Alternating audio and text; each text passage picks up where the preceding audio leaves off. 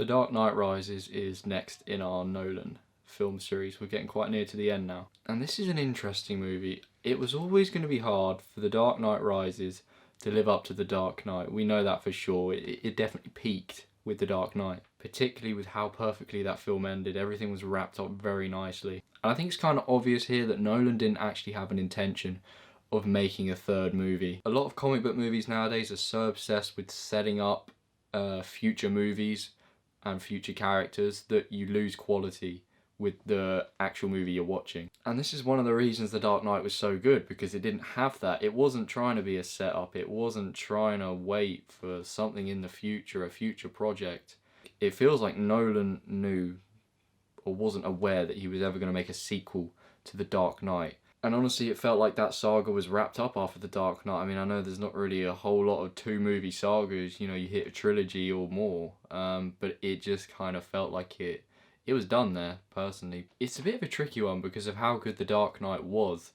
If he'd been set on making a trilogy, it could have actually hindered The Dark Knight and made it less of a rounded movie. It's a bit of a double-edged sword because if he wanted to set up a third movie, maybe The Dark Knight wouldn't have been as good.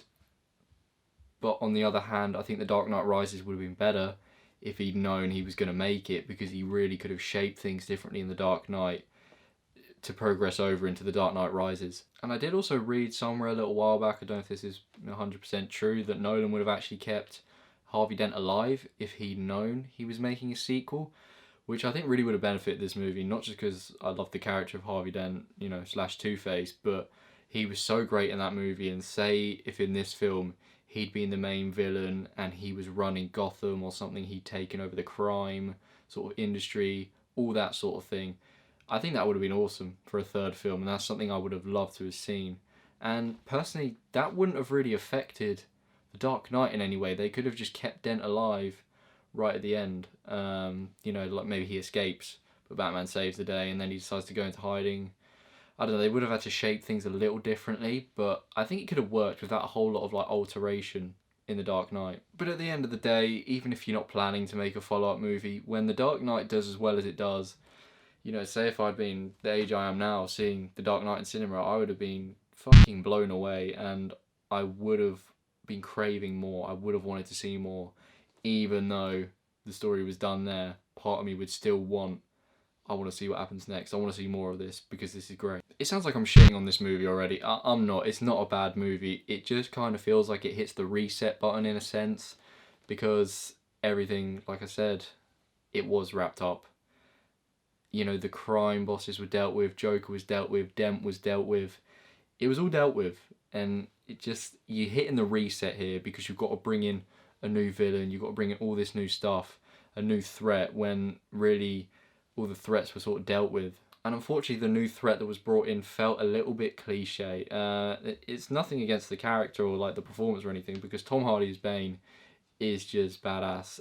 Fucking shredded for this. He's big. He is big. I don't know how he got that big. It's insane. But he looks great, and he is great in this film. But the villain plot is not that interesting, once again. Similar to Batman Begins. There weren't really loose ends in The Dark Knight either. There wasn't a whole lot of things that needed addressing. You know, you had the letter from Rachel, and then the fact that Gordon didn't know. The villain motivation is another Ra's al Ghul disciple who doesn't like Gotham, and he's hell-bent on destroying it because he thinks it's a shithole. I mean, I didn't like that the first time, and I didn't really like it again here. It's just hard to get behind. It's hard to get interested. None of the villains in these three movies have been bad, you know, but it's just their motivations have been better in The Dark Knight. And for the other two, Batman Begins and The Dark Knight Rises, it just wasn't that interesting again. It's just, you can't really get into it. But as I said, Tom Hardy as Bane is awesome. It's a really unique portrayal of Bane as well. Once again, Nolan sticking to his realism and grounded like view on Gotham and all this stuff, rather than make it a guy who's like injected with venom, it's called, you know, to make him big and strong and all this sort of stuff, like ridiculously strong. It's just a guy who's just fucking built. He's just big, and he's got this mask because he has a breathing problem and all this sort of stuff. So I kind of like that they reimagined Bane in this realistic form. Another new addition here was Anne Hathaway as Catwoman. She was really good. It's nice to finally see someone working with Batman that's actually a superhero in a sense. You know, Alfred's a superhero in my eyes, so is Lucius. But it's nice to have someone who's like fighting alongside him, another vigilante, someone who goes by their own rules, because Batman ain't got a whole lot of friends like that, so it was cool to have that. And also Joseph Gordon-Levitt's character was really, you know, a nice new addition. Obviously he was in Inception. Same with Tom Hardy. Christopher Nolan brought them both over to great effect because they was like two of the best parts of this movie. You know, Levitt gets a lot of screen time in this film. There's large portions of the film sort of dedicated to him. This is a movie that sort of has like different character plot lines playing at once. You've got Batman's, you've got Bane's, and then you've got like Levitt/Gordon's. So you've kind of got three things running together, which is interesting, but that's also a problem in the sense of runtime. This movie's way too long. It's about 2 hours 45, and it was just too much. That they really needed to shave like 15-20 minutes off this somehow. It really feels a drag. You know, when I've tried to watch this movie before, I've struggled.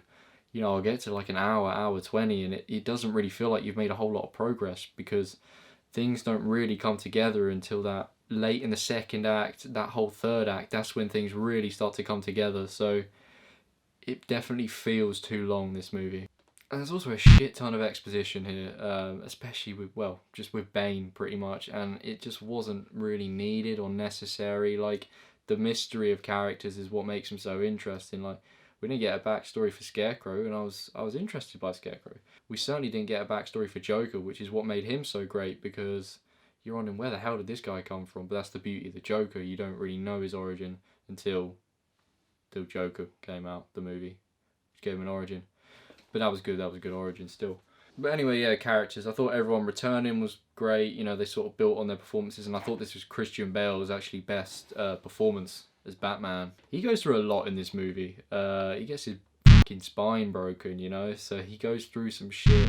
Now, despite the plot not being too great and the film dragging too long, the finale of this movie is just wow. Like, it is pure, just cinema epic. You know, you've got just this iconic fight scene of Batman and Bane fighting in the street, and it's so fucking awesome to see. The cinematography has improved so much as well. The shot, as I said before, of just Batman walking up to Bane, you know, everyone's fighting in the street. You've got like smoke going around, all this sort of stuff. It just looks wild, and it looks fucking, yeah, it looks great. The fight choreography was really much improved too. You get the early fight between Batman and Bane, where Bane just, you know, wins easily. But you find that the way they angle these shots, and especially in the editing room as well, there's a lot less cuts. It's a lot less choppy.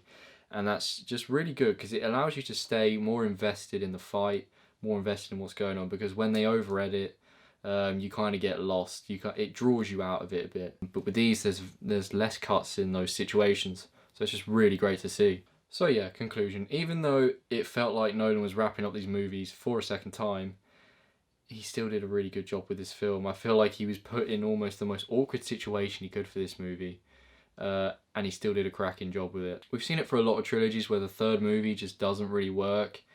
I mean, here it is the weakest element of the trilogy, but he still manages to do a good job with it. He still manages to tell a story, even if it's not the best, even if he wasn't as set up as well as he initially would have liked to have been, if he'd known he was going to make a sequel. But I like this movie. It's still something I'd rewatch if I was rewatching the trilogy. It's not one of them you'd really just pick out on its own because it's quite long, but if you watch Batman Begins and then The Dark Knight, you would want to watch The Dark Knight Rises afterwards.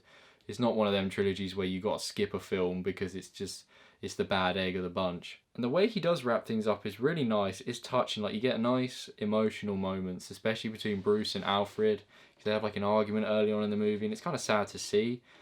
But you get this just this great scene at the end. Alfred has hinted to Bruce before that he likes to go to a certain restaurant, and he hopes one day that he'll just see Bruce sitting across, because he just wants to see Bruce happy. He wants to see Bruce away from Batman, away from all the chaos of Gotham and the life that he took on, and just see him happy. And you get that scene at the end, and boy, it put a smile on my face. I loved it. I thought it was great. It's one of the best moments of the trilogy, just seeing those two look at each other from across the restaurant, and Bruce just goes, yeah, just like that. So yeah, The Dark Knight Rises, 7 out of 10. It's still a decent movie. In the past, I've looked pretty badly on it, but after just sitting down, watching the trilogy as a whole, I was like, you know what? It's pretty good still. It's the weakest part of the trilogy. It's somewhat of a letdown after The Dark Knight, but that set the bar at the very, very top. So it was always going to be hard to live up to that in any way. But great film nonetheless. And this whole trilogy, Batman trilogy, is really good. I don't know if we'll ever see anything as good as it. It's a very unique take as a whole. I loved everyone's performances throughout. I thought everyone did a really good job. And big credit to Nolan for creating this universe that we can just get lost in. And it's the sort of trilogy that I have to rewatch at least once a year. At least once, you know, probably twice a year I'll rewatch this trilogy. So yeah, that's the end. And up next we've got Dunkirk. So I'll see you in that one.